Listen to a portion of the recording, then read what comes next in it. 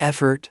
The very sound of the word carries weight, like a burden waiting on your shoulders. We imagine sweat, tension, the grinding of teeth, the long uphill push against what refuses to move. And then, without warning, something strange happens.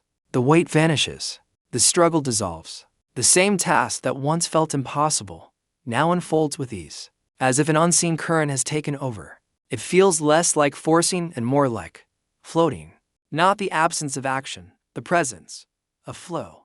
As if life itself adds its strength to yours, quietly, decisively. Weird things happen when effort becomes effortless. Almost everything we desire seems to demand effort.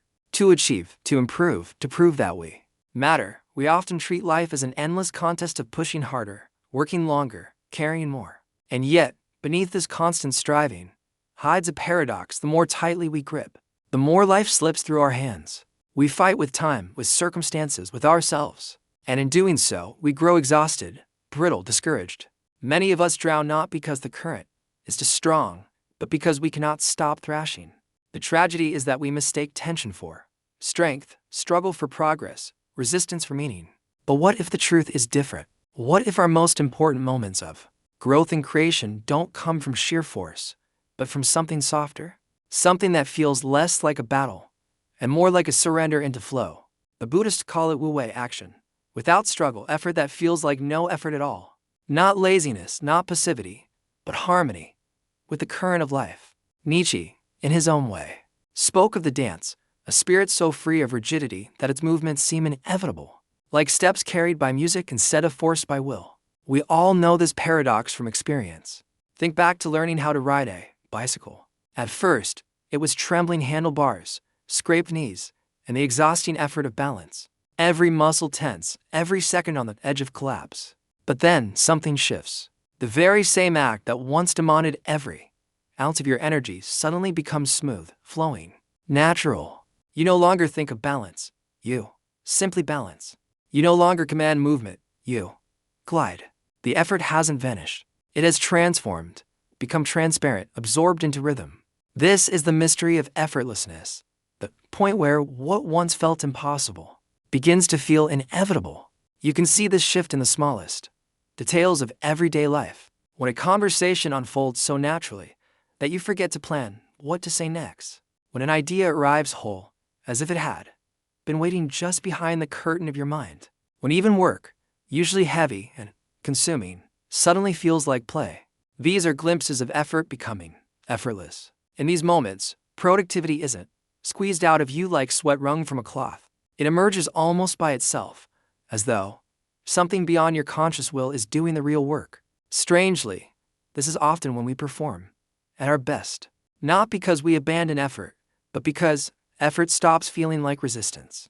Love deepens. Creativity expands. Action flows, not from strain, but from quiet alignment with what already wants to happen. It is here, in these ordinary flashes, that we discover a hidden truth.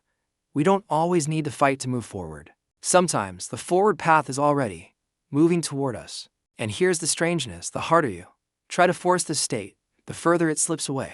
You cannot grip naturalness with clenched fists. You cannot command flow by shouting louder at life.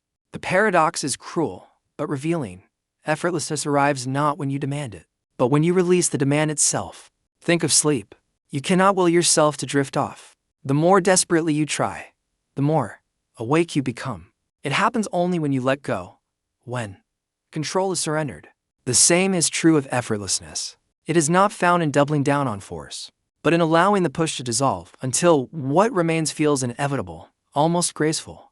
The greatest realization is this: life does not demand constant control. You don't need to row against every wave, straining until your arms collapse.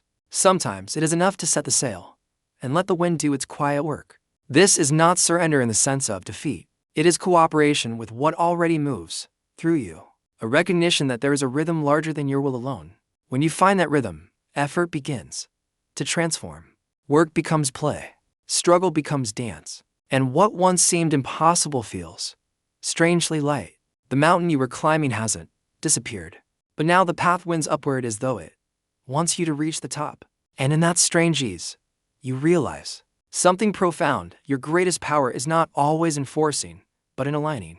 Perhaps true mastery isn't about crushing obstacles with sheer force, but about allowing force itself to turn into movement. The dancer doesn't conquer the music, she lets it carry her. The surfer doesn't command the wave, he learns to ride what is already rising. And maybe life, in its deepest form, is the same. Weird things happen when effort becomes effortless. Because in that space, achievement no longer feels like conquest, but like participation. Not a battle against the world, but a conversation with it. And the question that lingers is simple. In your own life, what is asking not for more strain, but for more trust?